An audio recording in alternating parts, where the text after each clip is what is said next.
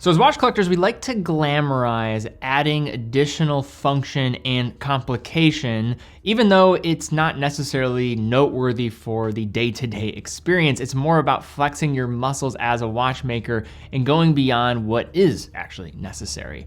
And with that, you have this whole fascination around the world of complicated watchmaking. And as you see complicated watchmaking take place with maybe added complications, you'll also typically see the affiliation with price also go up in tandem with that.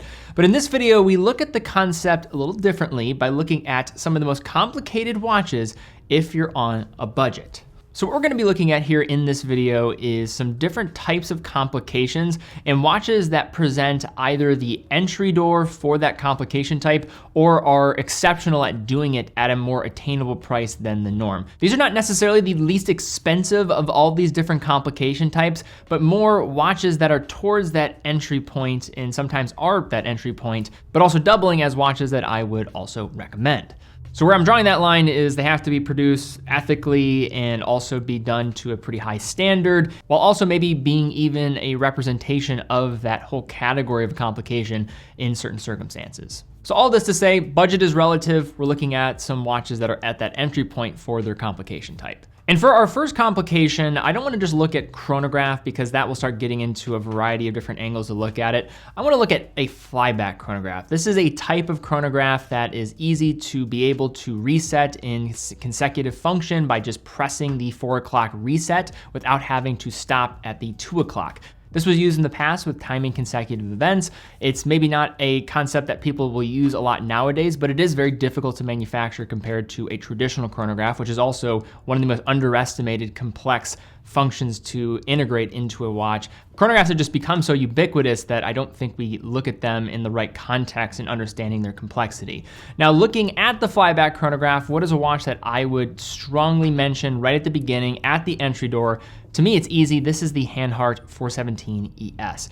Now, the Hanhart, beyond just this watch looking amazing and being under $3,000 for a flyback chronograph, which is right there in being one of the most competitive that you're going to find across the industry, Hanhart also has one of the most established backgrounds when it comes to stopwatches as well as chronographs. In their history, they bounced back from producing watches in Switzerland, Germany, now they call home in Germany, and nowadays they're known for their military pilots chronographs that took off in the mid 20th century. The most popular is probably the 417 ES. This is a noteworthy chronograph for a variety of reasons. It was one of their icons in the post-war era and years, debuting in 1954. ES stands for stainless steel, which is a differentiating and distinguishing factor for the model, especially during the era where there were other chrome-plated cases of less expensive models available as well. The rib coin edge bezel is bidirectional, despite maybe not looking as if it would be the case. And the red index is a Hanhart design hallmark that I really love and is easy to use for timing different events. Another cool factoid about this model and brand is that Steve McQueen apparently loved these watches a lot, and he actually purchased one on his own dime when he was, I believe, on set in Germany. On the inside is the manually wound Sellita AMT 5100 M caliber. It offers a Swiss column wheel function with also getting that flyback in addition to it.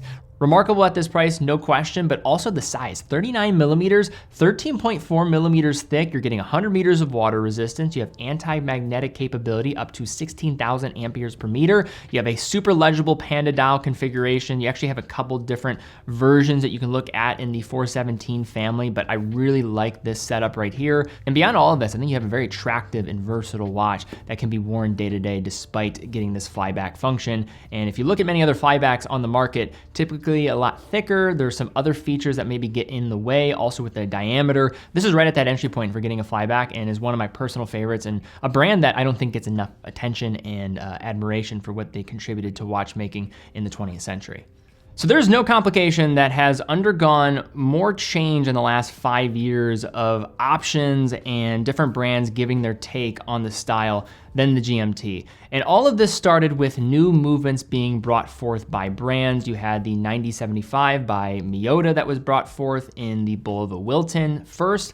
But then the real star that I think changed the complete landscape for micro brands as well as just how we reframed our thinking around mechanical GMTs was with Seiko 5. They had the SSK GMTs, the 001, 003, and 005 from a few years ago. But where I want to put our focus here is actually the entry point currently for Seiko to get into the 4R34 caliber, and that is the new SSK Field GMTs, the SSK 023 and the 025. These were unveiled last year. You're getting the Field formula and package, which is an underrated characteristic and design feature of Seiko. We talk a lot about their dive watch history, not much about their field watch history. I know many people love the Alpinist and things like that with the Explorer design. This kind of goes in tandem with that. 39.4 millimeters with the diameter, a thickness of 13.6 millimeters, lug to lug of 47.9 millimeters, so a fantastic sweet spot. Wears like a 40 millimeter on wrist, 100 meters of water resistance, 4R34 movement on the inside. This is a collar GMT, so you're not going to get isolated function of the local hour hand. So instead of the local hour hand, you get that 24-hour GMT hand, which then can be adjusted, and that is how you would go about changing the time. So a little bit of a different step here. There's more steps to get to the final result, but still for under $500, and you could commonly find these in like the 300 range. These are just phenomenal value, so hard to beat. Love the display as well, and in comparison to the other SSK bidirectional GMTs that you have from Seiko, these sit even at a more attainable position. So for this next complication, it's not really a complication, but it felt right to include it in this video. We're gonna talk about the Tourbillon. So this brand is known as Bio. I became familiar with them in the last year and was able to see their watches in person for the first time recently, was able to give a test drive for some of their watches. Also saw them at Time to Watches in Switzerland very briefly, was able to chat with the founder, and they're doing some pretty interesting things, and probably at the entry point of what is causing a lot of interest for myself was what they were able to do with a Swiss Tourbillon. They have a Swiss Tourbillon, and they are very adamant about it being a 100% Swiss Tourbillon. This is being produced at under $10,000. Specifically, the one that we're gonna be showing here, this is the 4.1, but this brand's also known for doing a lot of quirky out there stuff for under $10,000. So if you like more of this daring and avant-garde type of approach, this could be a brand to look into for yourself. But the story here is really the Tourbillon, and this is pretty remarkable to be able to do it at this price. So the 4.1 that we have here, this comes with the 44 millimeter skeletonized construction. You have this gray and blue aesthetic punctuated by golden accents, and the BA.01 movement was designed by Olivier Maury. So he's a watchmaker in Switzerland who is really known for doing these type of bespoke executions of pretty daring complications and watch types and movement types at more attainable prices, at least relatively speaking. So you have a manually wound caliber, it's 19 joules, it's a 3 hertz rate movement, and you're getting 100 hours of power reserve, and that's pretty ridiculous considering that you have to also factor in the additional power that is needed to move the tourbillon cage. The movement also has magnetic resistance to 2000 Gauss, a shock resistance to 5000 Gs, so a lot of extra consideration here, and this is a brand I would definitely just look out for. They're trying to do something different, and if you look around, the competition is usually double this as an entry point for a Swiss tourbillon. Yes, you can find other tourbillons from other nations for a lot cheaper, but to find something from Switzerland that's actually Swiss made, that is a difficult thing to overcome, and Bio did it. So for this next watch, this is not a piece that is going to be a new addition to the conversation like the previous watch was, because if you followed this channel, this is something that we've talked about before, but this is not something I noticed many people talking about before. Not to take credit for just identifying this incredible point of value in the market, but this is something that I think was underappreciated for a long time. I've been really about championing this watch because of what it brings to the table. This is the Longines Master Collection Chrono Moon Phase. So what you're getting here in the complication we're talking about is a calendar chronograph. Now calendar chronographs typically are, when you're talking about Patek Philippe, maybe Perpetual Calendar chronograph. This is not that. This is a complete calendar, meaning that 5 times throughout the year, you will need to change the date because it will not account for the different days of the month for the different months. So it'll have 31 for every single month. So you'll just make those adjustments, but still remarkable for what you're getting. You're getting a chronograph on top of a calendar function, and you're getting a piece that also is not going to be overbearing on the wrist. It's 40 millimeters in diameter. Thickness is a little bit on that thicker end, but considering all the things that are packed inside of this calendar function, complete calendar function, as well as a chronograph, 14.3 millimeters, reasonable, and then a lug-to-lug of 46.7 millimeters. On a bracelet, this is well under $4,000. This is just tremendous value across the board. Finishing is quite nice on the dial. Yes, it's being done through a stamping process, but still looks nice, intriguing. So many things going on as well. You have hours, minutes, a small seconds with a 24-hour indicator at 9, a pointer date with a half moon central hand, a moon phase display at 6, central 60 seconds chronograph hand, a 12-hour counter at 6, and a 30-minute counter with a day and month display at 12. So much packed into this watch. The L687.5 movement is based off of a Valjoux base, but how Longines is able to pull off these calibers at more attainable prices is, yes, they use parts from ETA, but they are assembling from T1 all the way through T3 in their facility. So they're doing real watchmaking here.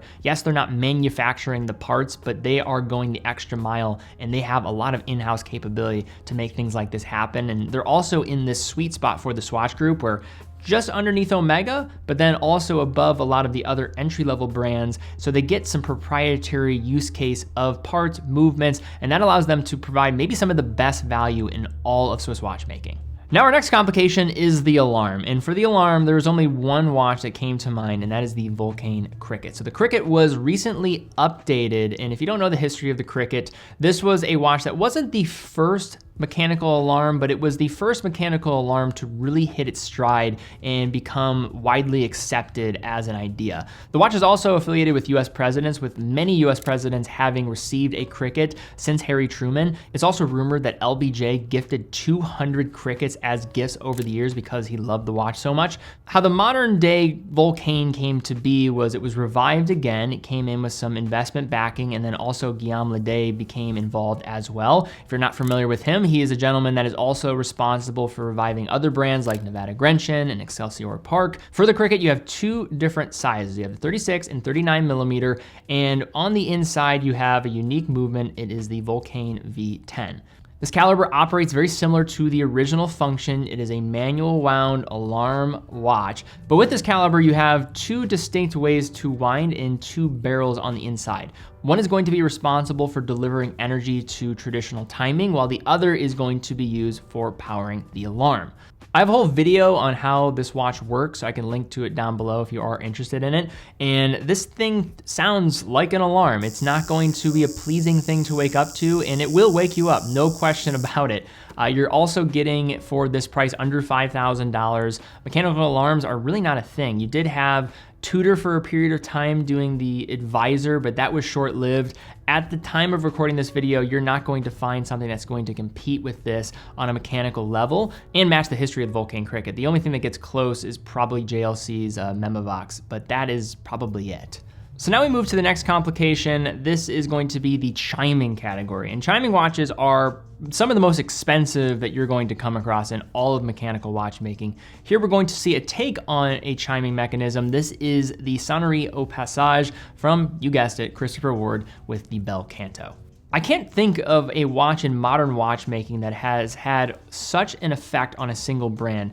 The Bel Canto and what it was able to do for Christopher Ward was to completely transcend what the brand was known as. Before that, yes, they were known and they were generally respected, but they were known mostly for more attainable, good value for money watches, which they still are known for that with the Bel Canto. But now there's this daring edge of ingenuity also connected to the brand, and a lot of that comes from this release. First introduced in 2022, what they did was they put a chiming Sonnerie au Passage movement within a contemporary titanium case, and how they were able to work around this was adapt a jump hour movement that they had in their catalog. They worked with another movement manufacturer that works with a lot of high complication types with Chronode, and it took 60 additional components on top of the Sellita SW200 to create the FS01 module. Finishing across the board is well done. If you look at the bridges, the hammer, Everything is really thought through. Even the 12-hour display and the faceting on the markers,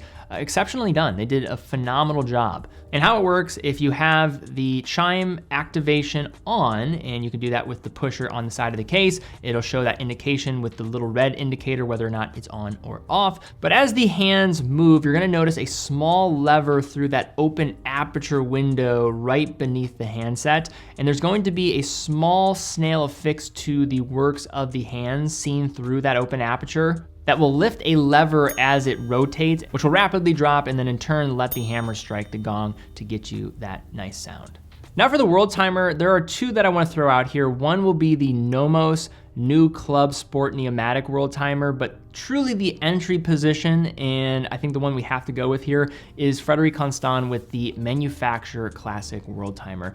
This currently sits at $4,695 at the time of recording this video. The Nomos sits a little bit closer to $5,000, so this is going to be the one to go for. They're both exceptional in their own way. Nomos is going to be more appealing to the thinness of the caliber, very distinct design, where Frederic Constant is going to be focusing mostly on its ability to be set so easily. This is the easiest Worldtime to set maybe in the entire industry. It's all being able to be activated with a single crown. You're getting under $5,000, still very thin too at 12.1 millimeters thick, 42 millimeters in diameter, lug to lug of 48.8 millimeters, so reasonable there, 50 meters of water resistance, and getting the FC718 movement on the inside. This has been and continues to be that entry point for a Swiss-made true Worldtime function watch. Again, all of it can be done with the single use of that crown, so there's no additional pushers in setting this watch. And you're also getting a 24-hour disc that can rotate and the city disc that will also rotate. And Worldtimers under $10,000, not something that frequently happens. There are some, absolutely, but these are the two standouts. I would say FC at this $5,000 tier in Nomos. Above, you would have something like the Aquaterra Worldtimer, and there are some other entry-level and intriguing options that use GMT movements to get the effect of Worldtime functionality, but these are on another level and a great sweet spot for price and position. Now, dates are not something that we typically associate with being difficult to manufacture, but there's one that I'd make an exception for, and that is the Big Date, or the Panorama Date. Here we have the Mito Multifort TV Big Date. So what I'm referring to here is large windows, or a window that has for the large numerical date in that window. In this case, you're not dealing with just a single disc that will rotate and change. Here you have intersecting discs that will display each numeral and work in tandem with one another. This is something that you'll notice with Glasuto Regional. You'll also notice this with other high-end brands, but this is one of the more difficult to manufacture date windows in the industry, and you're getting in a watch that is under $1,500 on a bracelet. Here you have 40 millimeters with the diameter thickness of 11.7 millimeters, lug to lug of 46.7 millimeters, and getting 100 meters of water resistance. This also shares a lot of characteristics with some high horology type of brands. I'd say this one looks more like a Aquanaut than anything else, and even the orange strap and configuration matches that further. On the inside, you have the ETA C07.651, so just recognize that distinction on the 651 to know the standard of caliber we're talking about here. 80 hours of power reserve, retro 70s style TV case and shape, and since its release has been a bestseller for the brand Mito. And then for our final watch on this list here, we're just going to look at Frederic Constant again, but this time look at the High Life and then the Classics Perpetual Calendar. But just Perpetual Calendars from FC, this is where they are really able to separate. You're talking about around $10,000, if not less, for some of their watches with a Perpetual Calendar, Swiss-made Perpetual Calendar in-house.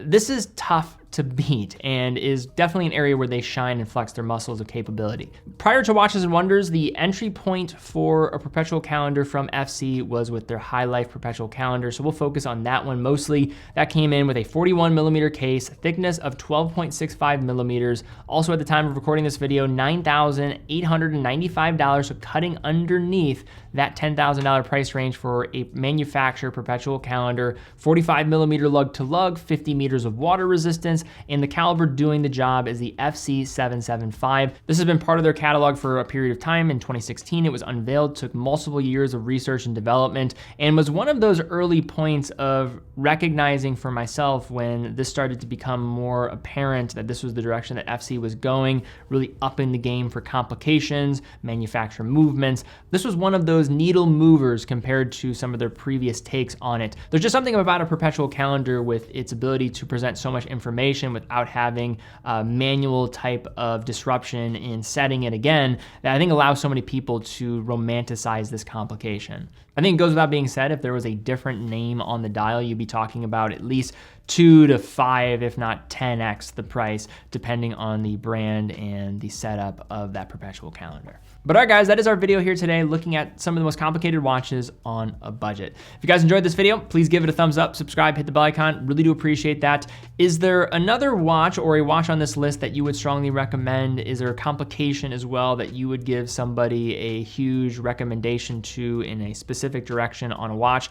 Leave comments down below. Happy to hear those as well. And I think for people that are looking for interesting, different takes on watches and design, I think it's also helpful to hear from people like you that maybe own something or have done a lot of research in this regard as well.